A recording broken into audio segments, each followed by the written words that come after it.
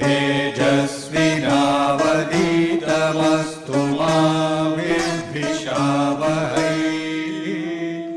ॐ शान्ति शान्ति शान्तिः।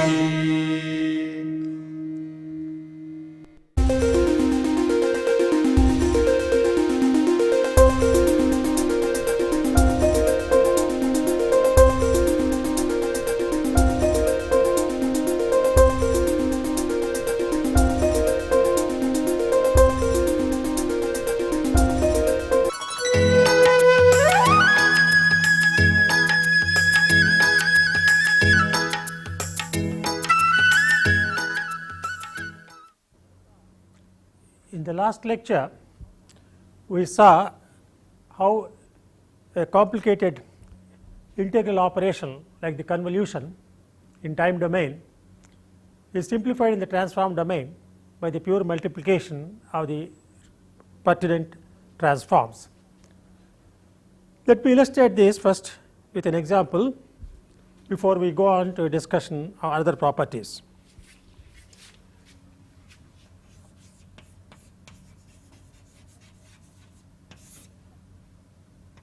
Let us consider a f of t which is a pulse of height half and lasting from minus 1 second to plus 1 second. I will call this f of t. Its Fourier transform f of j omega from our earlier discussion will be, if the amplitude is a and the pulse duration is d, AD, that is half times 2, 1 sin omega d upon 2. So, if d is 2, d upon 2 is 1, therefore, sin omega divided by omega d upon 2, it is omega. So, in the standard terminology, if we had a height a and duration d, it would be AD sin omega d upon 2 by omega d upon 2. Now, AD happens to be 1 and d happens to be 2. This is the Fourier transform of this pulse. Now, what I would like to know is what is the Fourier transform of f of t star f of t, that is f of t convolved with itself. So, if I want to find out f of t convolved with itself, then first of all I write this is, let us say, f of x as a function of x. So, in order to find f t convolved with f t, I should take the integral of f of x times f of t minus x dx, that is the integral that I should work out. So, if this is f of x, this also happens to be f of minus x. That means, if I take another curve like this I can consider to be f of minus x, but I have to multiply f of x by f of t minus x. That means, this minus f of minus x curve I must push forward by an amount equal to t. So, that would be obtained by, let us say, this curve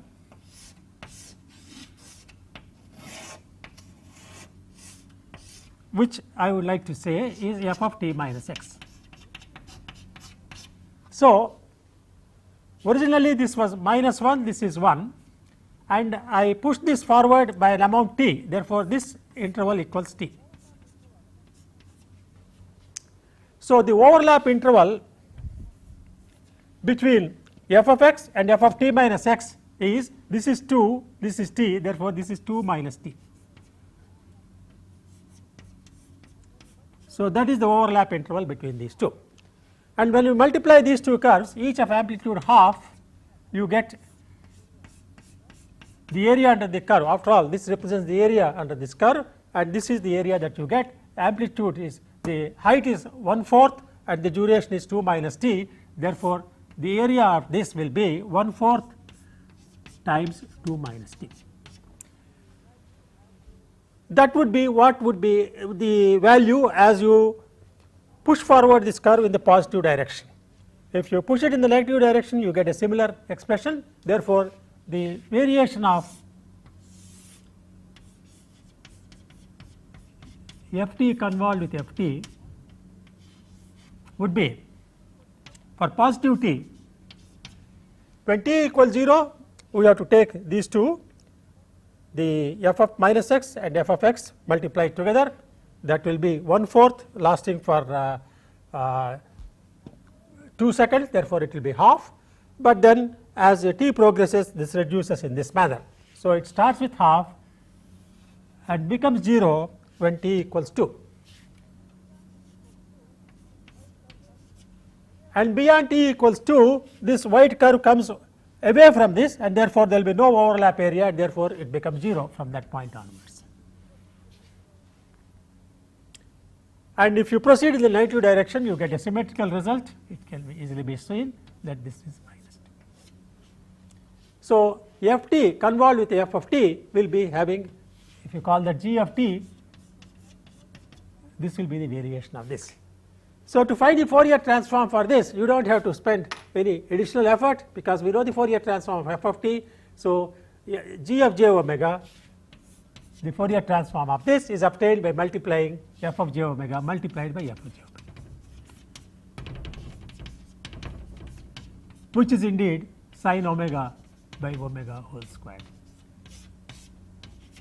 So, you can find the Fourier transform of this as the Fourier transform of the convolution of a rectangular pulse by itself. So, you can independently get the Fourier, calculate the Fourier transform of this, and you can show that this is indeed equal to this. We will next study the rule corresponding to integration in time domain.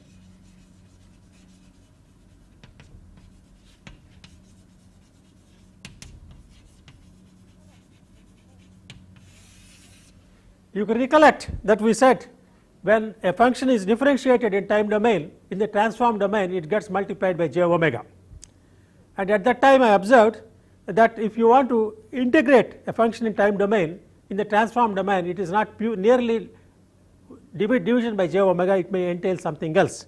Let us see how that works out now. What we in particular we like to work out is, given f of t and f of j omega as a transform pair, what is the Fourier transform of integral of f of t dt from minus infinity to plus infinity, minus infinity to t. So, this is a function g t which is obtained by integrating f of t from minus infinity to t.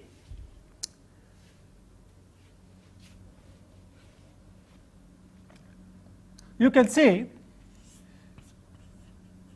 that minus infinity to t of f of t dt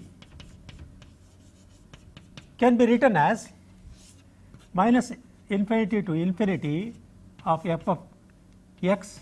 I can write this also as f of x, no problem. This can be written as, after all this is a dummy variable, so I can write this as f of x dx. I can write this as f of x times u of t minus x dx, because what happens when x goes beyond t, when x is more than t, t minus x is a negative quantity, therefore, this becomes 0. U of t minus x is 0 for x greater than t. Therefore, in this range of integration, whenever x exceeds t, it is the integrand is 0. Therefore, instead of confining our integration of minus infinity to t, we are nominally taking this the upper limit of integration to plus infinity, but we know the value of this integrand from t to from x equals t to x equals infinity is going to be 0. So, these two are equivalent. That means to this I am adding something which is equal to 0. So, both are equal, and you can see that this is immediately equal to f of t convolved with u of t. After all, that is the formula for a convolution of two time functions. F of t convolved with u of t will give me this. Therefore, we observe that integral of f t from minus infinity to t is equivalent to convolving f of t with u of t.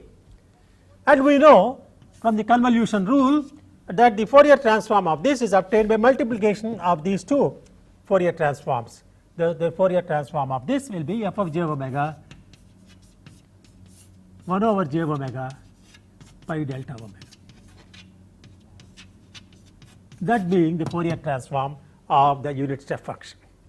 So, the Fourier transform of this is given by this.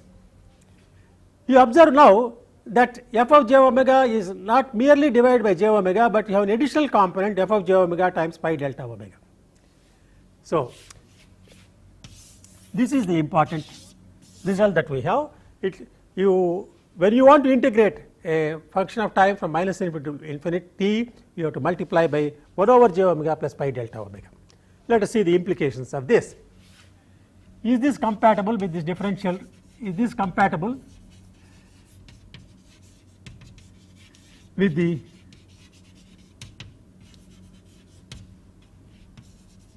rule for differentiation, which we have already talked about? That question we would like to settle first. What we are saying is, if g of j omega is from minus infinity to t of, I am sorry, g of t, suppose I write g of t, I define this as g of t, f of t dt, then we know the derivative of gt with reference to t is f of t. Therefore, if the Fourier transform of g of t is g of j omega, then j omega multiplied by that must be the Fourier transform of f of t. Else, j omega times g of j omega must be equal to f of j omega according to the derivative rule.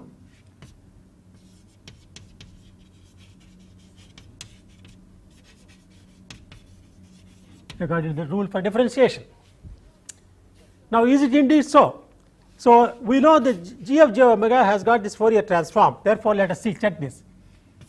J omega multiplied by f of j omega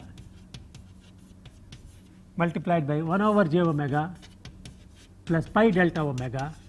If you take that, the product of f of j omega, 1 over j omega and 1 over j omega gives me f of j omega,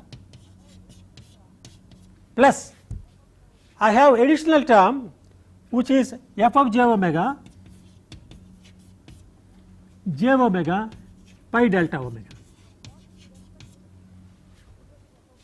Now, what we would expect is this should result in f of j omega, but we have an additional term, but we observe that omega times delta omega is 0, because any function delta omega multiplying delta omega will be equal to that function evaluated at omega equals 0 multiplied by delta omega.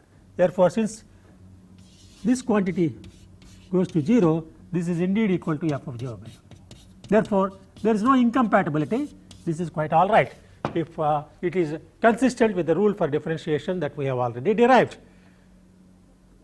So, the summary, in summary, the integration in time domain from minus infinity to t of f of t dt is translated into the transform domain as multiplication of f of j omega by 1 over j omega plus pi delta omega. However, we observe that for a special case, if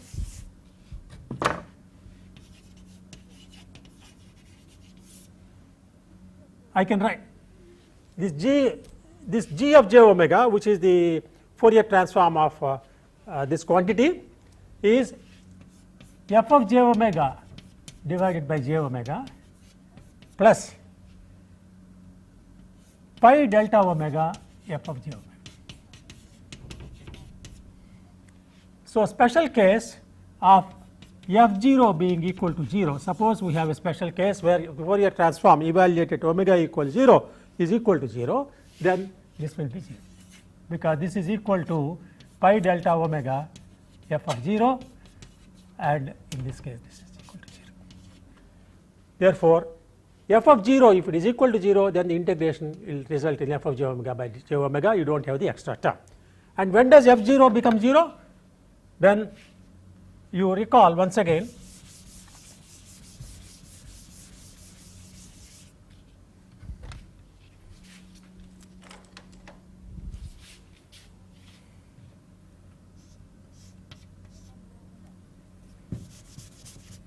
f of j omega equals f of t e to the power of minus j omega t dt minus infinity to plus infinity. So, f of 0 will be minus infinity to infinity f of t, when omega equals 0, this is 1, this is equal to this f t dt. So, the summary of this is, if f 0 which is equal to minus infinity to plus infinity of f t dt is 0, then the Fourier transform of f t dt is simply f j omega over j omega. The second term drops out. So, to summarize, in general, whenever you have an integral from minus infinity to t of f t dt, its Fourier transform is obtained by multiplying f of j omega by 1 over j omega plus pi delta omega. On the other hand, for the special case where the integral of f t dt f t from minus infinity to plus infinity is 0, which is f 0, if that happens to be 0, then the Fourier transform of this integral will be multiplied by f, will be obtained by multiplying f of j omega by 1 over j omega. Let us work out an example illustrating the integration rule. Let us consider an example to illustrate this. I will start with an f1 of t which consists of a pair of impulses of strengths a and minus a at minus d upon 2 to plus at d upon 2. This is f1.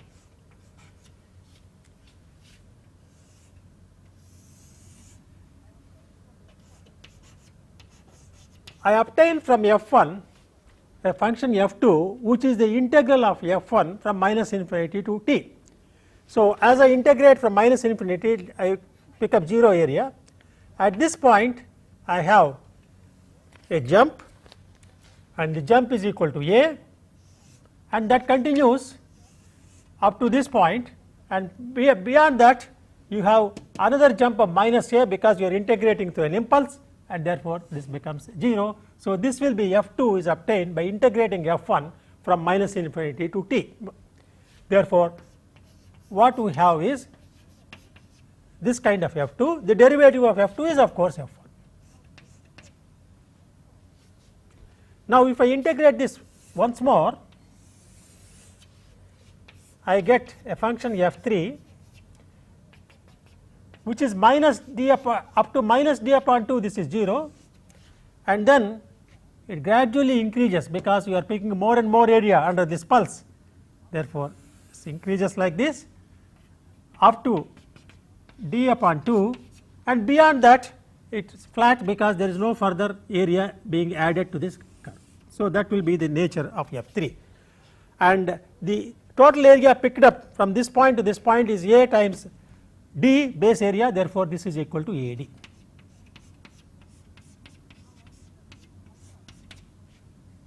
Now, our interest is to find out the Fourier transform of such a curve like this f3.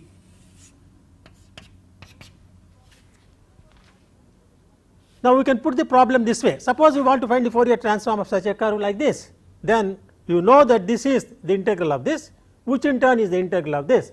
So, if you can find the Fourier transform of that, by integration rule you can find the Fourier transform of this, and by the integration rule again you can find the Fourier transform of this. This is what we want to do. Our motivation for doing this is the Fourier transform for this is very simple, because it consists of a pair of impulses. We know the Fourier transform of this is a 2 pi a the strength is I am sorry, the is impulse of strength A, therefore A e to the power of j omega d upon 2 representing this pulse, and this is minus A e to the power of j minus omega d by 2 because it is shifted in time by d upon 2 seconds, and this is negative, therefore minus j omega. So, this is the Fourier transform of this. Corresponding to this impulse of strength A, you have Fourier transform of A, but since this is advanced in time, you have to multiply by j e to the power of j omega d upon 2, and since this is delayed in time, you have to multiply by e to the power of minus j omega d upon 2, and since the negative impulse, you have minus sign here, and this of course is equal to 2a sin omega d upon 2. Now, when you come to this curve is obtained by integrating this, therefore, you have to multiply this by 2ja sin omega d upon 2 multiplied by 1 over j omega times pi delta omega by the integration rule that we have just now observed. And here is a case where the integral from minus infinity to plus infinity of f1 t is 0. In other words, f0, the value of this evaluated at omega equals 0, therefore, this term drops out. We can also verify this from substituting omega equals 0, this quantity is 0, that multiplied by pi delta omega leads to 0. Therefore, you get contribution only from the product of this term and 1 over j omega. Therefore, that will be 2a sin omega d upon 2 by omega. 2a sin omega d upon 2 by omega, which I can write this further as ad sin omega d upon 2 divided by omega d upon 2.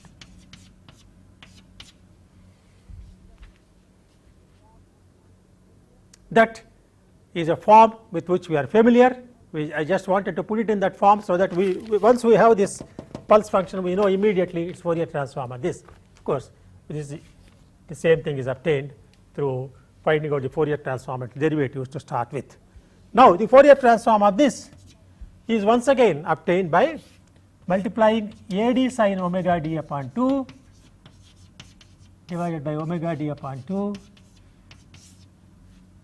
by 1 over j omega plus pi delta omega. And now, f of 0 of f2 of 0, capital F2 of 0, that means Fourier transform of this evaluated at omega equals 0 is not 0. Therefore, the second term also has its place, it is not going to vanish. Therefore, if you write this, we can have first of all the product of these two, delta omega multiplied by a certain function is equal to that function evaluated at omega equals 0 multiplied by the delta. So, omega equals 0, this becomes ad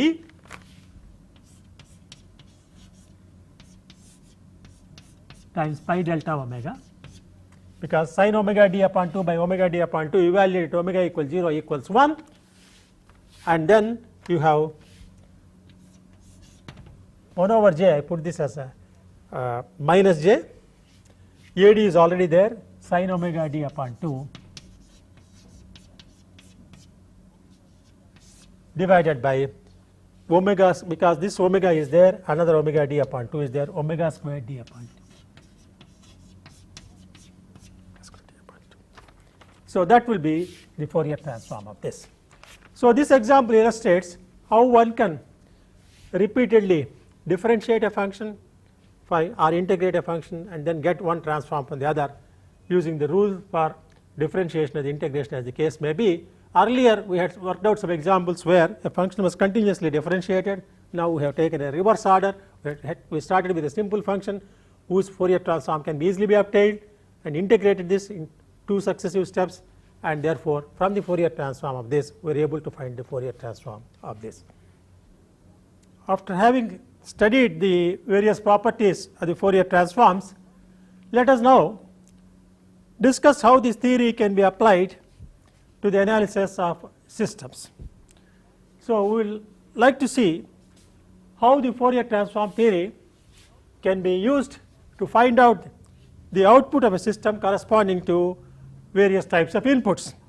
So, in the system terminology, if we represent the input and the output as x of t and y of t respectively, this is a linear continuous constant parameter system. In general, the input and output are related by a differential equation of this type, dmy dtm plus am minus 1 dm minus 1 y dtm minus 1 etc. plus a naught y, that is equal to dn x dtn plus bn minus 1 dn minus 1 x by dtn minus 1 etc. plus b naught x. This is the type of differential equation that in general you have for a single input, single output, constant parameter, time invariant, linear, continuous time system. In such a system, if the input x is e to the power of say st, then the forced response will be obtained by taking the, instead of the d operator, you multiply equivalent of s operator, that will be equal to s to the power of n bn minus 1 s to the power of n minus 1 etc. plus b naught divided by am sm plus am minus 1 sm minus 1 plus a naught multiplied by e to the power of st, where this is the input and this is the corresponding output. This is the forced response or the particular integral solution of this differential equation, and this we observed is called the system function HFS. We are in particular interested in the system function evaluated when s is equal to j omega. So, if this is HFS, h of j omega is the frequency response function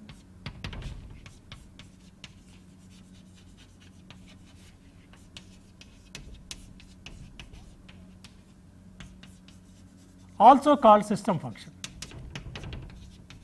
So, often this is also by itself called system function,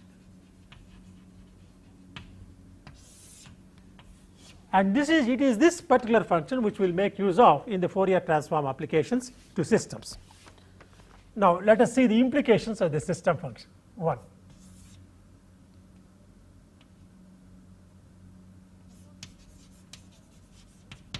Suppose the input is e to the power of j omega t, then this is x t. It means the forced response E f y f of t, the particular integral solution of this differential equation, the forced response will be h of j omega multiplied by e to the power of j omega t. That means h of j omega multiplied by x of t. So, the forced response and the input are related by the multiplicative constant h of j omega, which is independent of time. That is why I am calling this a constant. A particular case, if the input is a sinusoid,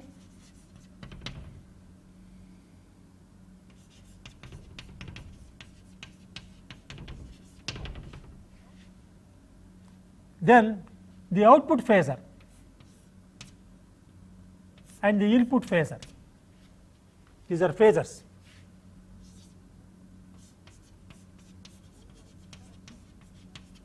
whether the voltages or currents as the case may be in the case of an electrical network, or in terms of general systems you can define the phases in the same manner. Both are sinusoidal functions of time. This is given by h of j omega once again, where a sinusoid of frequency omega. So, under steady state the output sinusoid and the input sinusoid, their phases are related by this h of j omega. So, that is the significance of the system function h of j omega. If you have an input x t which is an exponential function e to the power of j omega t, then the forced response y of t is h of j omega multiplied by e to the power of j omega t or x t. This after all both are related to each other.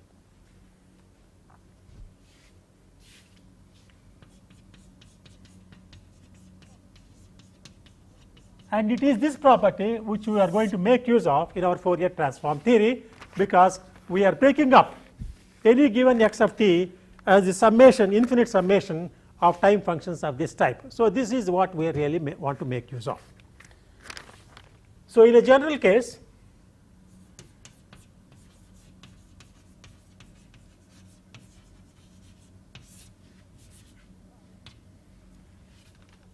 we have a x of t is related to its Fourier transform as 1 over 2 pi minus infinity to plus infinity of x j omega e to the power of j omega t d omega. You recall that this integral arose from considering a number of elementary signals of coefficient density x j omega lasting from minus infinity to plus infinity. So, in fact, we said this is the limit as delta omega goes to 0 of a huge lot of summation of a huge lot of terms x j omega delta omega over 2 pi, this being the coefficient density and delta omega over 2 pi being the width of the elementary slice of the spectrum that we are taking.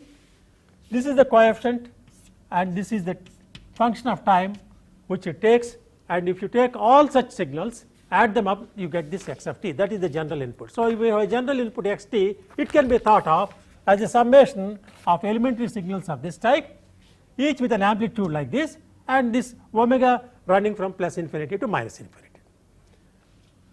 Now, from this you conclude, since if it is e to the power of j omega t, the forced response is h of j omega times e to the power of j omega t. All we are doing is instead of e to the power of j omega t, you are certain amplitude, certain coefficient. So, the forced response will be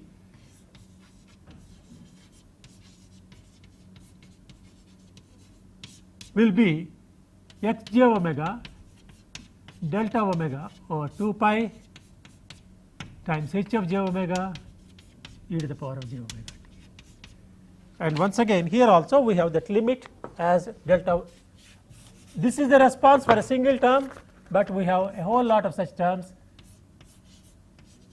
limit as delta omega goes to 0. Since this integral is viewed as a limit of such quantities, the limit of such quantities can also be viewed as an integral. This will be equal to 1 over 2 pi from minus infinity to plus infinity of h j omega times x j omega e to the power of j omega t d. And we observe that this is in the very form that we have for an inverse Fourier transform. So, if the response of this is y of t, then this can be written as this is your y of j omega. Therefore, y of j omega will be, if this is y of j omega, then this will be equal to y of t. Therefore, y of t which is given by this quantity can be thought of as 1 over 2 pi minus infinity plus infinity. This is y j omega e to the power of j omega t d omega. So, that means y j omega, if this is the inverse Fourier transform of y of t, y of j omega must be equal to this. So, the conclusion is that the Fourier transform of the output quantity equals the Fourier transform of the input multiplied by the system function. So, this is a very important rule. The Fourier transform of the output, the general system here y of j omega will be equal to the Fourier transform of the input multiplied by the system function h of j omega. Now, one point is we have been talking about the forced response, the particular integral solution, and we will explain later that this is indeed will be the total solution because including the transients. So, for the time being assume that this is so. I will explain that in a little later point of time why it is so.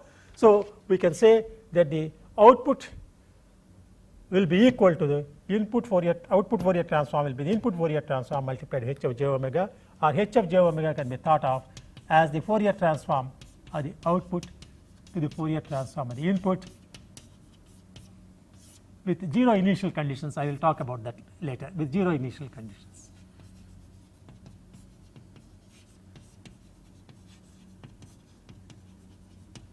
Initial conditions. So, this is another way in which we can find out the response of a linear time invariant continuous system for a given excitation or the given input. All you have to do is from the given input find its Fourier transform. You calculate the system function and determine in whatever manner you have at your disposal. Multiply these two, that will give you the Fourier transform of the output. Find out the inverse Fourier transform, that will give you the response quantity. That is how it goes. One more property of this system function is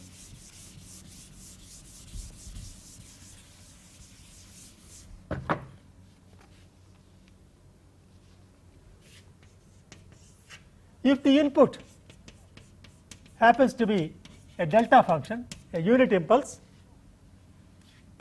then we know that x j omega equals 1. Therefore, the output Fourier transform y j omega equals 1 multiplied by h of j omega. That means the impulse response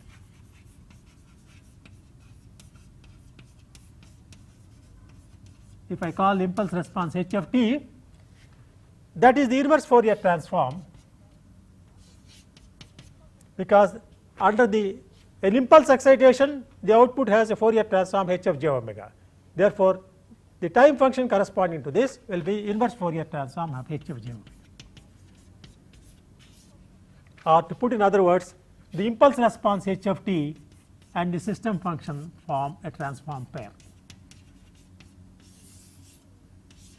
This is indeed a very useful result.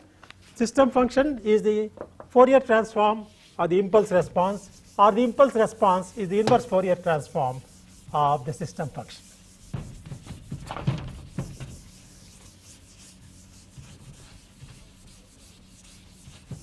Now, this idea ties in nicely with our convolution property. You recall that earlier I mentioned that in our introductory lectures, I mentioned that the output can be thought of as the convolution of the impulse response and the input. So, you recall that we said output y of t is the input x t convolved with the impulse response. And from the Fourier transform theory, we know that when you have two time functions convolved, the Fourier transform is obtained by taking the product of the Fourier transforms of the two functions which are convolved. So, that is exactly what we had here. Y j omega is h j omega times x j omega, this is equal to this. So, these two go together. Right. Now, with these basic concepts relating to a general system, let us apply these techniques. Let us apply this to a electrical network problem where we would like to calculate the output for different types of excitations.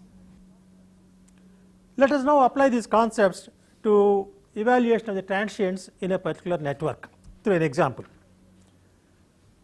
Now, what we are really doing is the given excitation input function is thought of as a number of elementary sinusoids lasting from starting from minus infinity and extending to whatever point of time at which you want to evaluate the response. Now, if a sinusoid is given as an input to a network, the forced response is also a sinusoid, and we are trying to find out the summation of the forced responses to the individual sinusoids. Now, let us see, if the system does not have any initial energy to start with, we will assume all capacitors are uncharged, all inductors do not have any zero current to start with, any non-zero current to start with, then all these sinusoidal inputs will give corresponding sinusoidal responses, and we would like to add them up, and that is what we get by finding out y j omega as h of j omega times x of j omega, where x of j omega, h of j omega is the system function which is obtained under steady state sinusoidal conditions. Now, in a differential equation we have both the complementary solution and the steady state solution, which is steady state solution being the particular integral solution. Now, by adding up all these elementary responses, we are adding up all the forced responses at the particular integral solutions that we have from these various input functions. Now, what about complementary function? Since we are starting our time, the application of these inputs at t equals minus infinity, and if the system has got a natural response which dies out with time, which has got the natural response modes have negative values for its their real part, that is natural frequencies have negative real parts, then what happens is, starting from minus infinity they decay down to 0 when we are talking about the response, calculating the response at finite time, particularly from t equals 0 and beyond, and therefore all the natural responses would have died out, and what we are now dealing with is only the forced response. That is why the total response is obtained by adding up the forced responses of all these elementary sinusoids which have started from minus infinity and continued maintaining their amplitude right through the period up to plus infinity. The natural responses would have died down. This is true of all systems whose natural responses decay with time.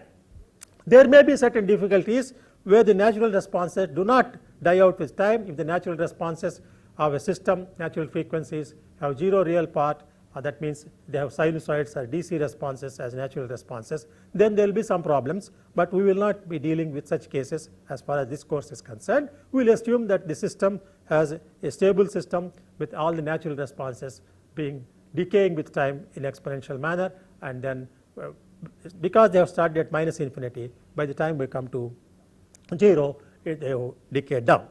And it can also be shown that the inverse Fourier transform of the response function through contour integration in the complex plane, it can be shown that suppose you want to apply the excitation at time t equals 0 and then want to know the response from t equals 0 onwards for positive t, that means the function has the excitation is 0 for negative t, and we would also like to have the response also 0 for negative t because it is a causal system.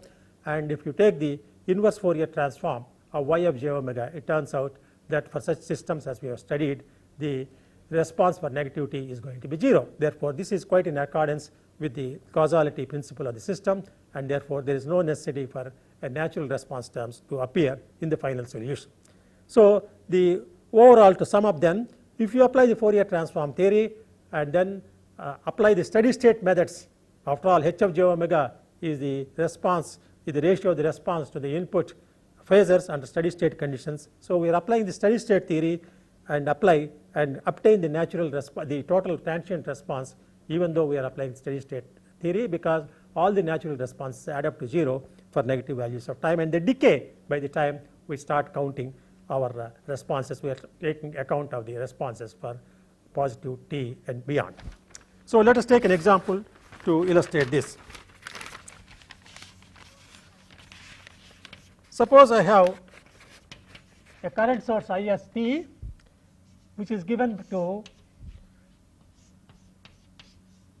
a circuit like this, where this is a 2 ohm resistor, 1/6 farad capacitor and a 1 ohm resistor, and this is my output that I desire. And I would like to so this can be viewed as a system where Is of t is the input and V naught is the output. So, from steady state theory we would like to find out what is the h of j omega for this. What is the ratio of the phasor for V naught to the phasor for Is? So, V naught phasor over Is phasor under steady state, under sinusoidal steady state.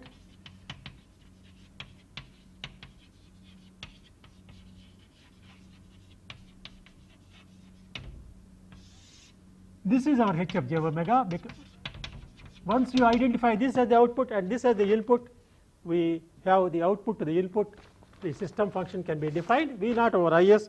You can work this out and show that this is equal to j 2 by 3 omega divided by j omega plus 2. Using the concept of impedances and admittances, you calculate the ratio of this phasor to the input phasor, that will be what it is. So, this is the system function.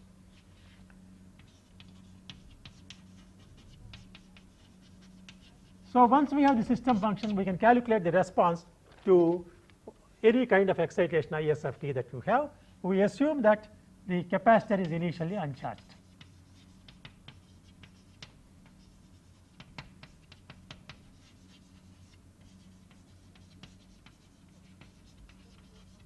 So, let us take first a case where Is of t is a delta function. Then the input is a impulse function, therefore, the input, the Fourier transform of the input equals 1. Therefore, the output Fourier transform V naught of j omega equals the system function, which is equal to j 2 by 3 omega over j omega plus 2 times the input Fourier transform, which is equal to 1. And this I can write this as, now I have a function like this, I must find out the inverse Fourier transform. So, I must put this in a recognizable form. So, this I can write this as 2 upon 3 minus 4 upon 3 over j omega plus 2. This is what we will call a partial fraction expansion. We will talk about this in greater detail when you go to Laplace transform, but you can easily see that this is equivalent to this.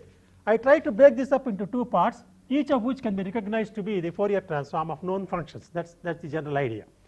Therefore, V naught of t is obtained as 2/3 in the transform domain. Therefore, in time domain it is 2/3 of delta t, 2/3 of delta t, and the Fourier transform of that is 4 upon 3 e to the power of minus 2t ut, because 1 over j omega plus 2 corresponds to e to the power of minus 2t ut, and you have minus 4 upon 3 as the coefficient. So, this is the total response of the system when the input is a unit impulse. Then a second case, suppose Is of t is a ut,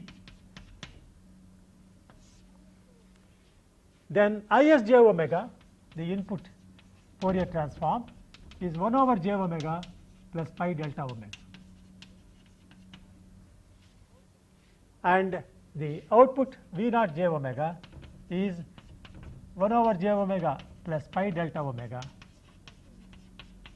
multiplied by the system function, which is j 2/3 of omega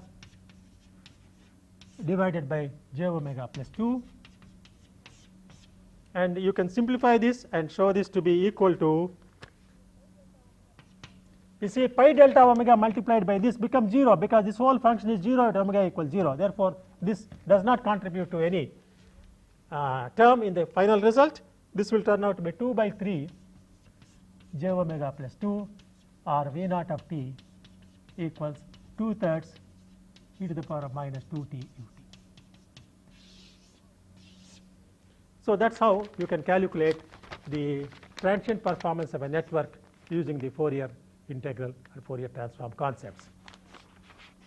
To summarize, in this particular lecture, what we have done is, we started out with the formula for integration, and we saw how the integration rule is compatible with the differentiation rule. In particular, we said any function f of t integrated from minus infinity to t is equivalent to multiplication in the transform domain by a term 1 over j omega plus pi delta omega, and in particular when the transform f of j omega is 0, when omega equals 0, the second term drops out.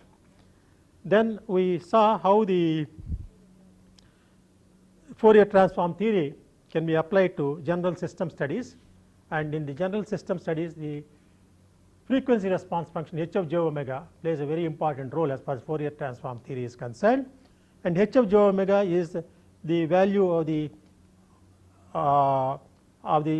phasor of the output to the phasor of the input at the particular frequency. So, under using steady state methods you can evaluate h of j omega either experimentally or through analytical calculations, and once you have h of j omega, the output Fourier transform and the input Fourier transform are related by the system function h of j omega.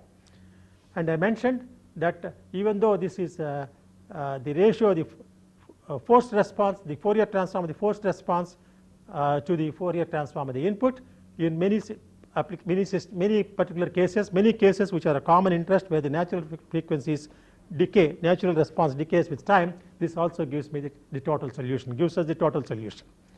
And we took up a specific example to illustrate this idea, and we took a RC network and found out the response of the RC network, response in the sense the output across two terminals is calculated for two different excitations, one an impulse excitation, the other is a step excitation.